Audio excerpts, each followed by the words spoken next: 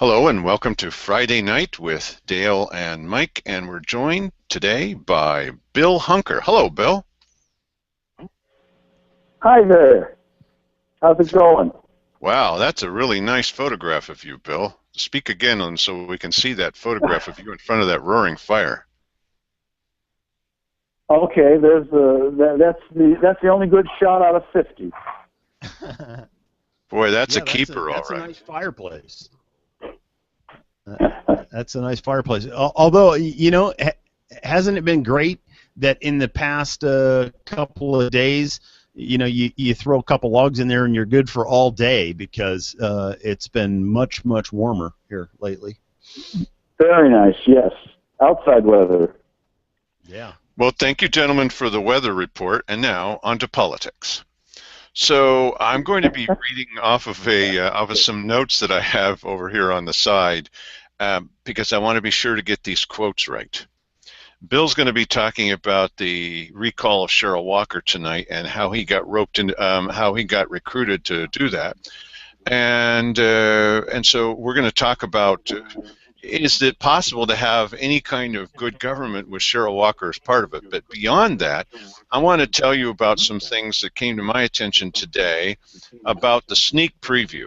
Now, you know the sneak preview. It's that kind of monthly advertising circular where Curtis Hayden gets a chance to write some of his opinions about the issues of the day and is surrounded by all these ads from companies in the Chamber of Commerce and everything. And Curtis has actually said in his little newsletter that that it's basically by and for the Chamber of Commerce, members of the Chamber of Commerce. Okay. So you can call it a newspaper you want to.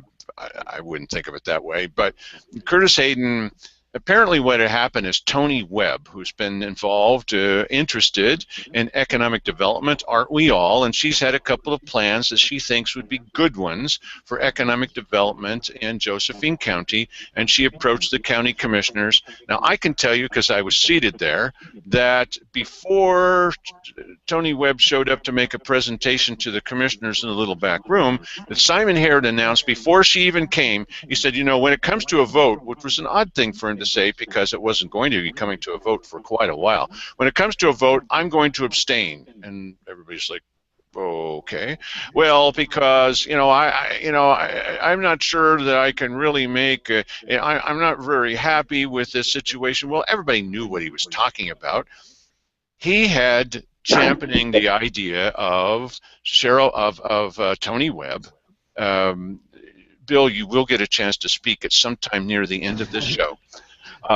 Yeah, thank you. He had championing the idea of Tony Webb coming in with some alternate ideas for economic development because nobody was seeing any kind of report out of Cheryl Walker, and she's supposedly the czarina. I mean, the person in charge of economic development, and we still haven't seen the report she promised us in July. Okay, all right. So then things didn't work out so well, and then Tony Webb decided to run as a write-in candidate against Simon Hare for commissioner. That didn't work very well, but Simon has never forgiven her. I think it's human nature. Some people are like that. So he said, well, I won't be voting when it comes to this. So Tony Webb comes in to make the presentation to the commissioners, and Simon, I mean, you can see it in his body language. He's like, okay, he looks very nervous. Anyway, at some point during this, he gets up and he says, well, I got something else to do, and he leaves the room. And she's not done.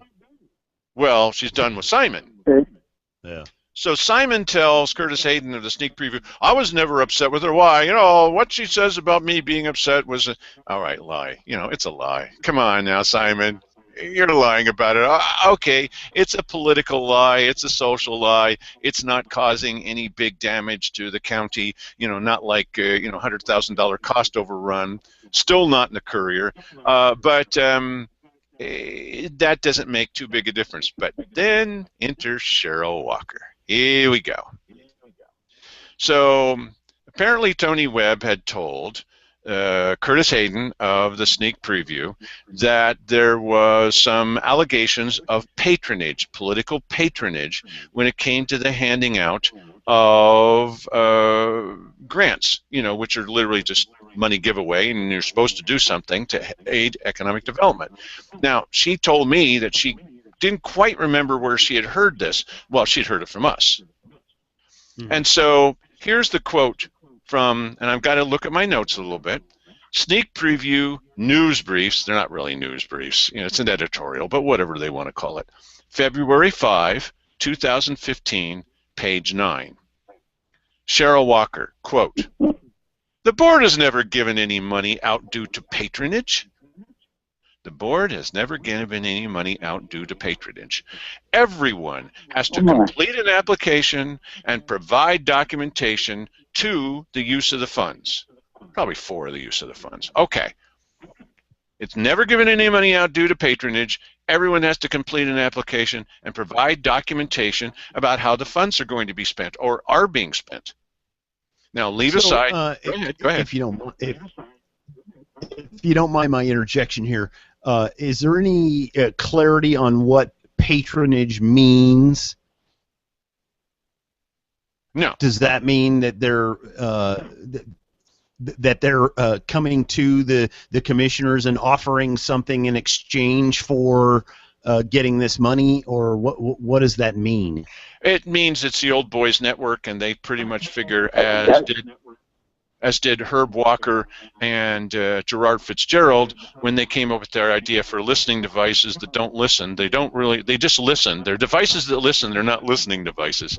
And they wanted money for a prototype that didn't exist and a business plan that didn't exist and the inventor that they never brought in with them, and they just wanted the money. That's patronage. That's because we know you, and we're going to give you the money based on literally nothing. I mean, they had nothing to show.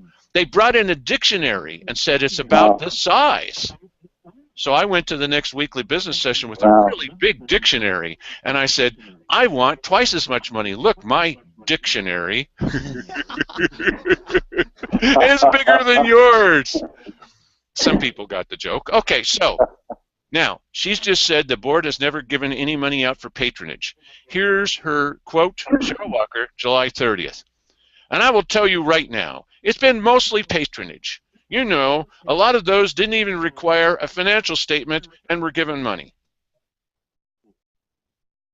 Now, Cheryl, which one is the lie? It's no patronage at all, and it's mostly patronage. Now, which one do you mean? Take it away, Bill Hunker. The rest of the show, except for Mike interrupting you, is yours.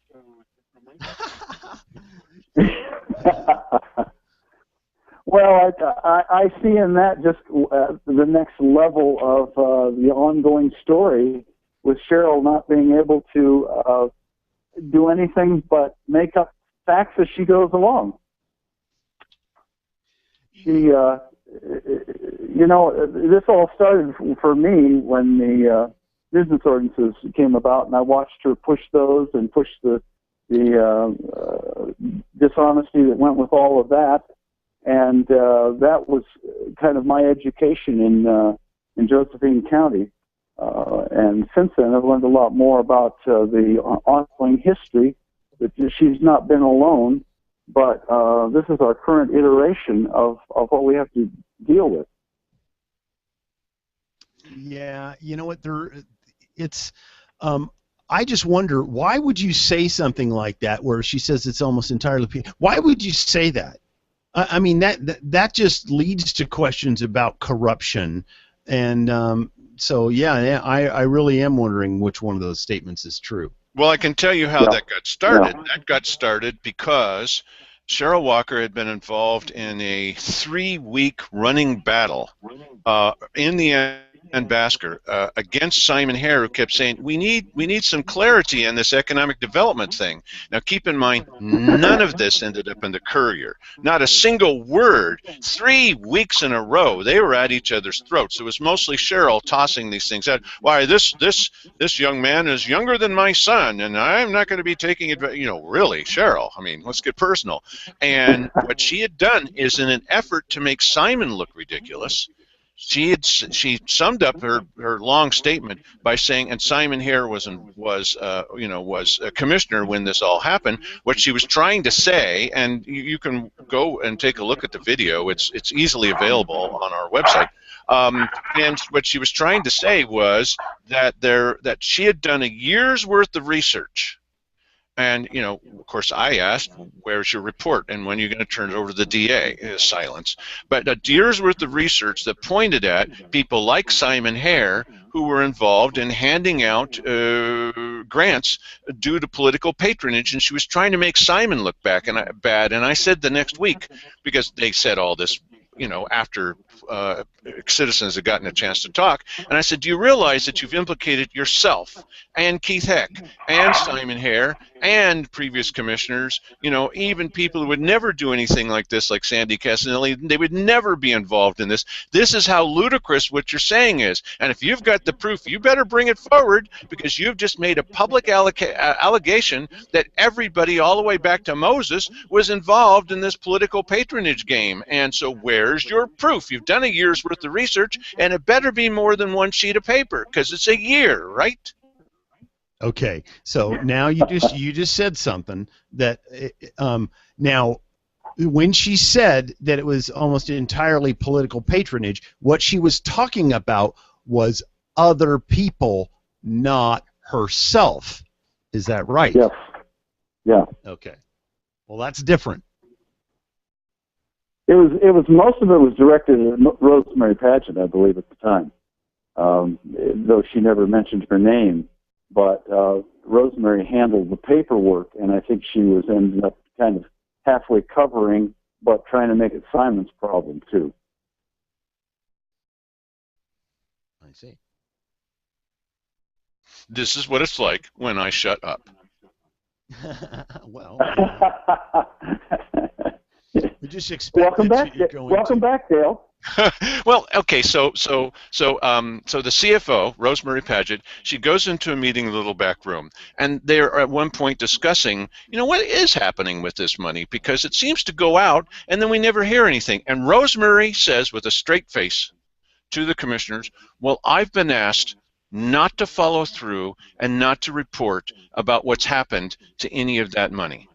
And no, wait a minute. She says, I was asked to do that in a meeting. Now, if I was sitting in that first meeting where that was told to her by commissioners, you think I would have just sat there going, la, la, la, la, okay, that sounds good to me. Jim Moore would, but not me.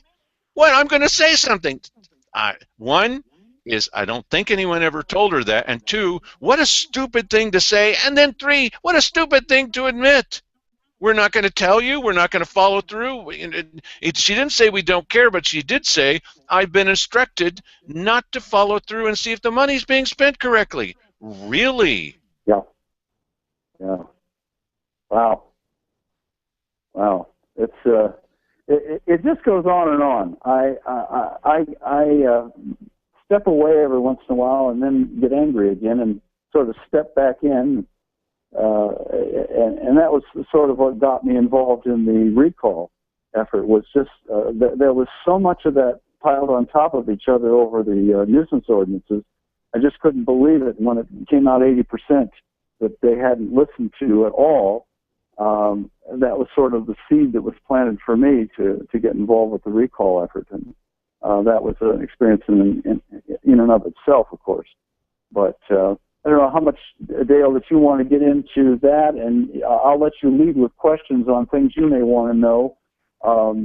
There's too much detail, but if there's a specific way you want to frame questions or know about certain parts of that, I'd be happy to answer anything I have.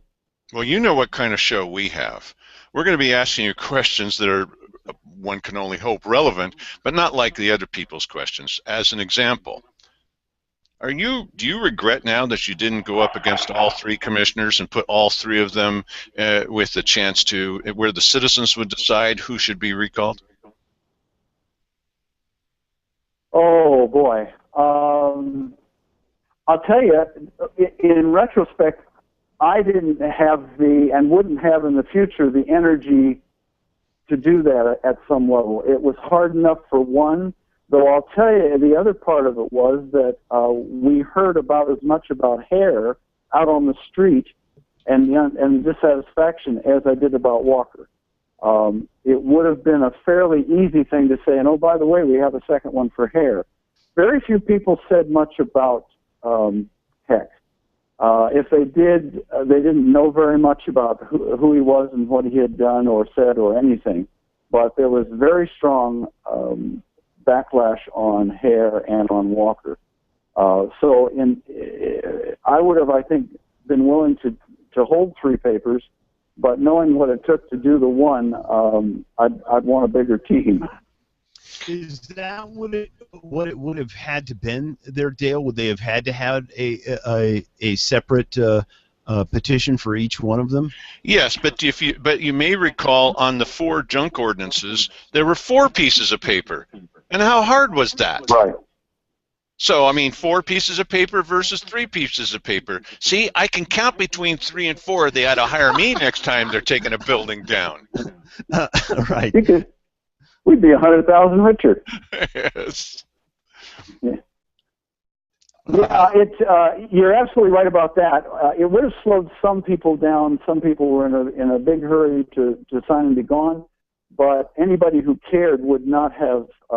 They would have stayed the extra 15 seconds to flip it over and do another signature. It was that was quite a call. I don't know. You know, you flip the coin up in the air and it lands, and there you go. And so that's what we did. Well, I know how that started. It turned out, unfortunately, was a whole other can of worms. But we felt like we did our part in getting the 6,500 plus signatures, and did feel that many of the we did think we had the numbers. But as you guys probably know, when anything's over 4,500 signatures, the way they count them is not to go to each one. They take a 10% sample. And in living with this for a while, I became acutely aware of how the system works. And I'm not talking about Josephine County only, but the state of Oregon. And that is that everything's set up so that people get voted in. If it's a vote for someone to go in office, that's the easiest thing to make happen. Anytime you do a referendum or a recall or some type of initiative like that, the same rules do not apply. Consequently, you are up against these sort of, at least for me in the beginning, unknown factors. We did our best to find out what those unknown factors were. We asked Art Harvey. He answered some of our questions. I realized later he did not answer our questions the same way afterward that he did when we went in. But for instance, one thing, if you vote in an election and your signature doesn't match what's on their records, they send you a notice and you have 2 weeks to come in and cure that or redo your signature, and then your ballot will go in and eventually get counted. That is not true for referendums or recalls. If the signatures don't match, that's the end of it. You have no recourse. You can't do anything about it. You can't say, well, the intention was, and he just had a stroke, and, you know, none of that plays. And there are a number of other things, not voting in 5 years. A lot of people skip a couple of elections because they didn't like anybody and don't realize that, yes, they're a registered voter, but they're not registered as an active voter. An active voter is the thing that really comes into play when you're in a referendum recall. And hey, Bill, that's what knocked us out of the water. Yeah. What's your thought on? Now you said there's a 10% statistical sample that is taken to determine the legitimacy of your signatures. What do you think about the possibility that that Art Harvey goes through and picks the 10% that he wants as his sample? I mean, how would you know that he didn't do that? And I'm not making an accusation. I'm just saying. Right. No, I hear you exactly. you can't know it short of standing there and watching the computer spit out the list that is supposed to be the random list out of the computer. I've seen the computer program. I've seen how it runs. I've seen how the people do the when a signature or anything that name comes up, there's a drop-down list that says, oh, here's what's wrong with that. Their ballot didn't arrive at their home address, was sent back to us. Therefore, they're now an inactive voter. All those kinds of things are just kind of a computer model. What we did not lose because we didn't have enough registered voters.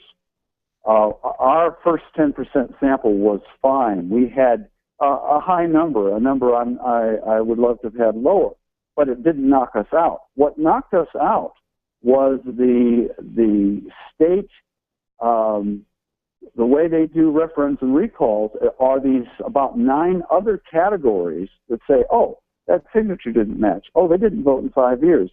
Oh, they didn't turn back their mailing that we gave them. And these are what knocked us out. We had 96 knockouts in our first 10 for unregistered voters, but Art Harvey's office knocked out another 75. That's what put us over. So it wasn't as though we didn't have correct number of registered voters. We didn't have, according to Art Harvey, enough active voters. And, here's an important point, because Mike had just indicated something that could be, somebody could look at it and they could go, oh, that sounds just a little bit paranoid there, Mike. But here's the problem.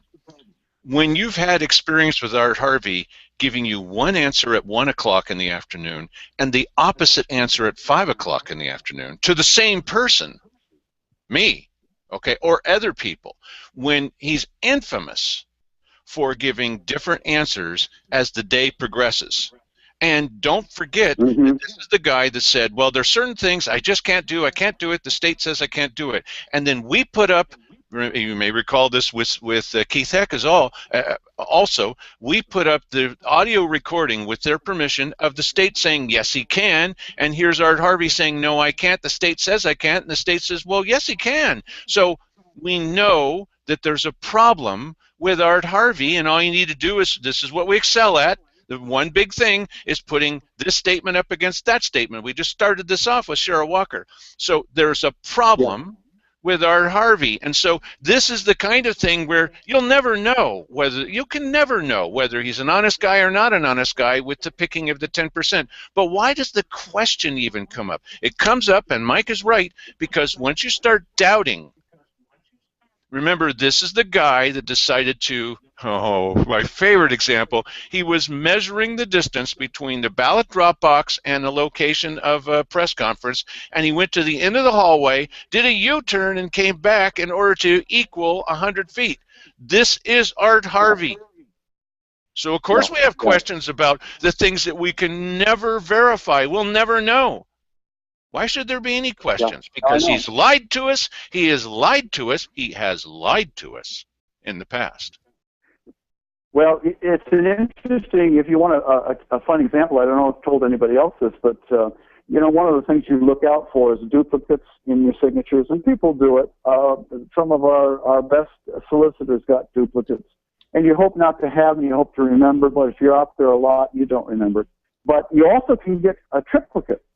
And in our 10% sample, we had a woman who signed 3 times, and the random sample picked all 3. Wow. And I'm saying to myself, out of 6,500 people in a 10% sample, and she signed 3 times, and all 3 of them showed up, wow, that's interesting. So, yes, there are things that you just shake your head about and say, yeah, could that happen? Well, yeah, it could happen.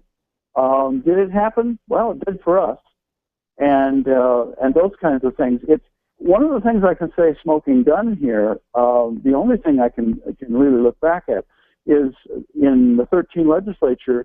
As you guys know, they ended up saying that you can publish the names of people whose signatures don't match, and so I got a hold of the list from Josephine County, and there were 404 that signatures didn't match.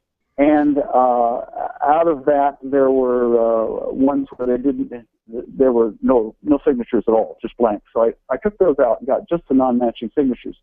It ended up being versus the sample that voted. In other words, all people who voted and turned in, it was 0.008% didn't have matching signatures. So I went to our sample, and knowing what we'd had, and we turned in 6,500, we had 3.7% not match.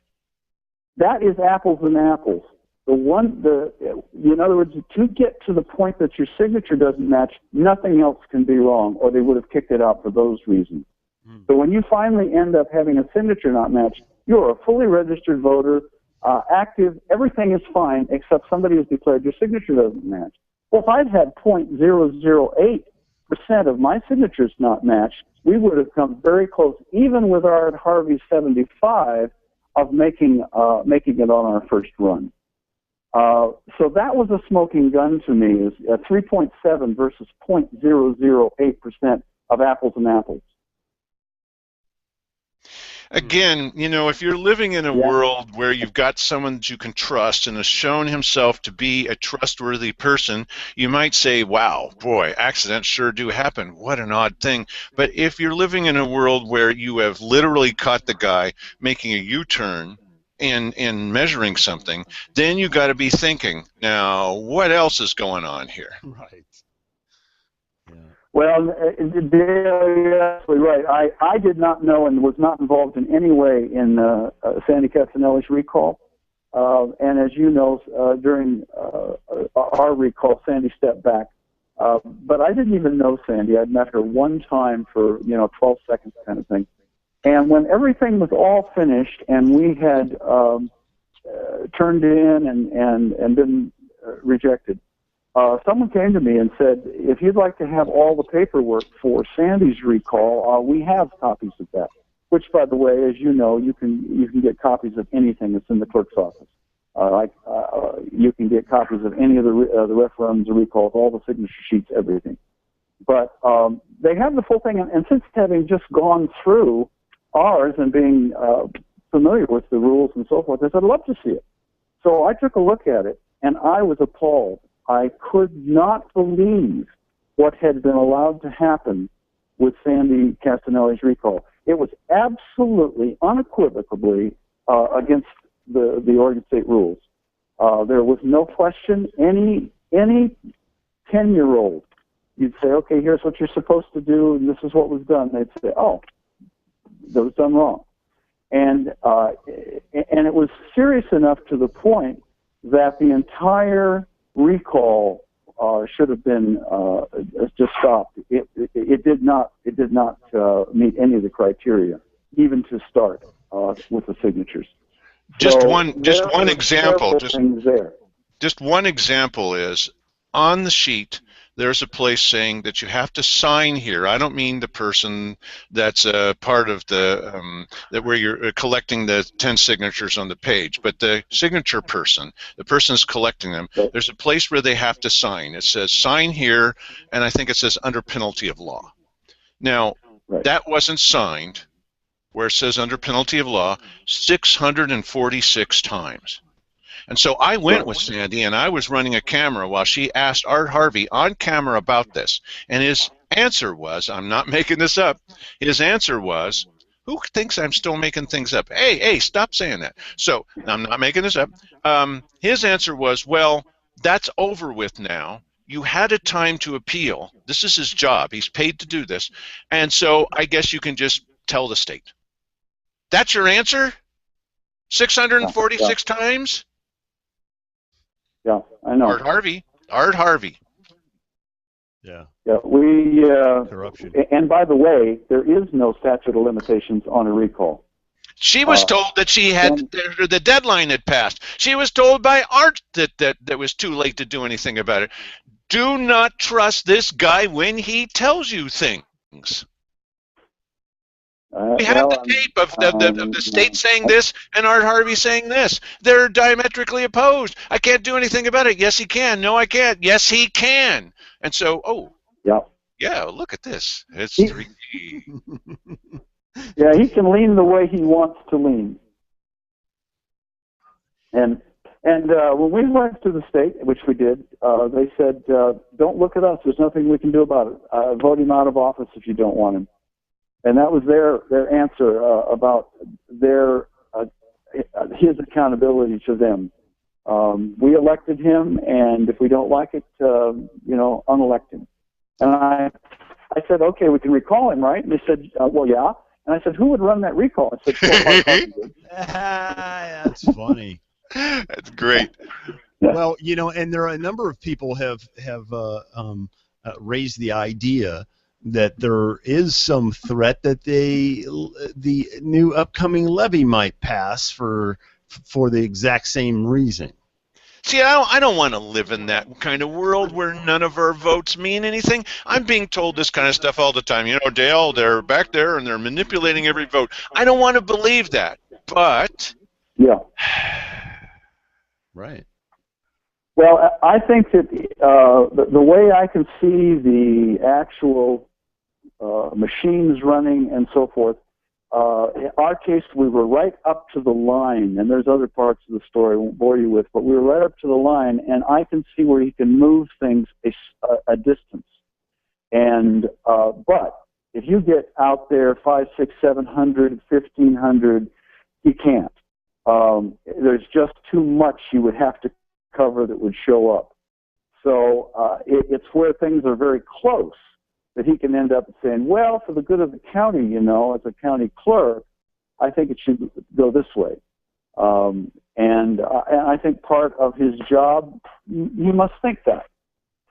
He tries to do the right thing for the county, perhaps in his mind. But if it's a definite direction either way, I'm feeling like it's very hard to cover your tracks well if it was 1,000 votes difference. Well, see, that's partly our fault. That's partly our fault because it's like the basketball game where the guy, has the free throw and then he misses it and everyone says, "Oh, he lost the game." No, it never should have been that close in the first place, guys. Right, exactly, right. And that is our fault. That is our fault. If you don't vote, oh my God, I have no respect. I'm not going to give anything you say the slightest bit of consideration because you didn't inject yourself into the process. You didn't learn about what's going on. You didn't think it was important enough to put your vote in. Let me tell you what, with this next levy coming up, you have to vote. You can't not do it, and don't leave it up to some statistical error zone there. You have to. It has to be decisive. Yeah, I think that this next levy is a watershed from a couple of things I've talked to you, Dale, about the fact that I think we're in a perfect storm situation in Josephine County where we've lost Steve Rich and Joseph Campbell's leaving. And that hasn't happened for 20 years in the case of Rich. And with Wally coming in, we have a moment in time that hasn't arrived for 20 years. And that moment's now. And the only thing they really understand is if you say no enough, finally they have to end up saying, well, just a minute, what did you have to say? What was your problem? I'm waiting for that to make a difference because we've been saying no for 10 years. Yeah, we're laying 9 shooting 10 on this one.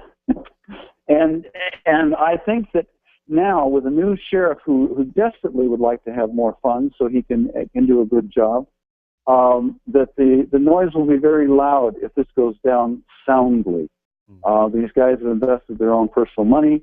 They have lined up and rammed their heads against the wall a number of times already, and they're just not going to say, well, we better listen. What is really wrong here? And as we all know, the trust levels are abysmal. But you're absolutely right, Mike, when you say people need to get out on this next levy come May and make a statement. And, the SOS and the Cuffs crowd is going to say the same thing. But the county, anytime they want to mobilize, they've got the vote. And all it needs to happen is make enough noise that they do know that it's important.